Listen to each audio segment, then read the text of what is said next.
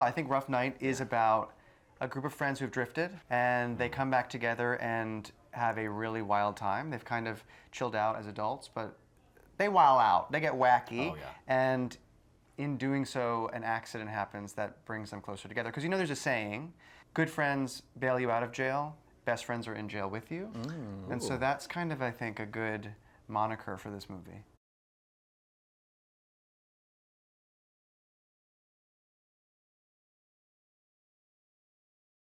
I think it's a really male premise. And I think because it's so wild and raunchy, guys will love it. There's also a bachelor party, so you kind of see both. But I don't know, I actually think the most intriguing thing is guys seeing what goes on at a bachelorette party. Pulling the curtain back and having 5 of the funniest and most beautiful women in film or television. It's like not a bad thing. So I think guys will really get into it. In fact, the guys who have seen it really love the movie. Yeah, when we screened it, the guys are laughing like even harder than the women, which is funny because it kind of also the movie kind of touches on the sensitivity of males, of guys, like very, not sensitive, but especially with the bachelor party, it's very, sensitive. So yeah, I think that they can relate to that too. So. I mean, I watched the movie and I laughed out loud. Yeah. And I'd been there, front row seats for the whole time. Yeah. So, I mean, if it gets me again, I think it's good. Yeah. It's really good.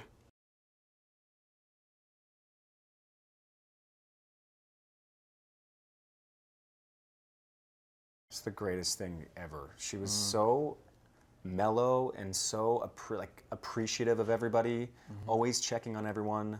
And I think it's so important to have a woman at the helm of a project like this because, it is a movie about women, but she was so, I've never worked with someone like Lucia. She was so respectful and giving us more lines and fun, but just so attentive. It was such really, a collaborative process. It really was. That's what I found was wonderful, is Paul and Lucia were just open to the dialogue, especially with the Australian stuff, the accent. It was like, I'm dead in this movie, buddy. Do you, hey, how would she say this? What would she, so we that had was a dialect wonderful. coach on site. It was pretty good. We had both. They doubled down. Yeah. And they would throw lines to you, and it was just a really super collaborative experience. It was so fun. And Lucia, I think also, it's because it is a movie about female friendships, she really not only brought a perspective that only a woman could, but she, I think, created an atmosphere that made everybody get close really fast. It was such a chill and fun set. We all became friends pretty fast. We had wine and cheese after work. It was like camp. It was like we just hung out. It was like a very nice camp. It was really, I mean, gosh, she's not that easy. It took me 2 weeks before she said, "I don't like seeing you dead, Ryan." Oh yeah. It took 2 weeks. I think I had to clean up a few dinners or something like that at the back of the hotel, and then she's like, he's a nice guy.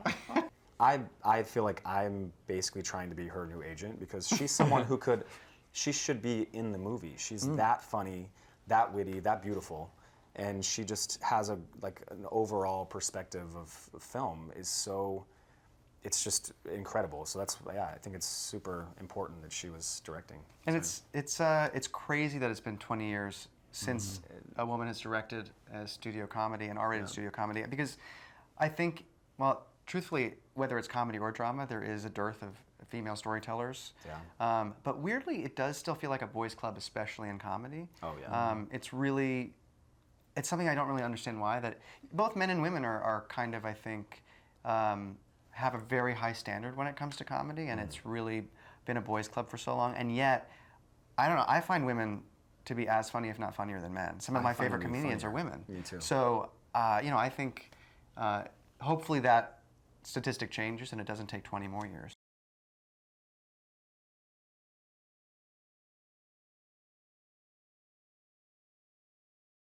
I was flying back from LA to come and start shooting, and I was reading through the script, laughing, and then I get to a point where Alice opens up, and I'm like, I'm crying, literally crying on the plane. Yeah.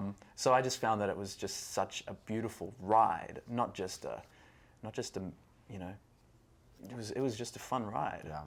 Yeah, I think that's the thing people are most surprised by, that there's a lot of heart in the movie, because it is about friendship and about growing apart and what that means when you grow up and who your best friends are. So I think that's something that it was really important to ground the movie. And these women, they're not only so funny, but they're so talented dramatically as actors.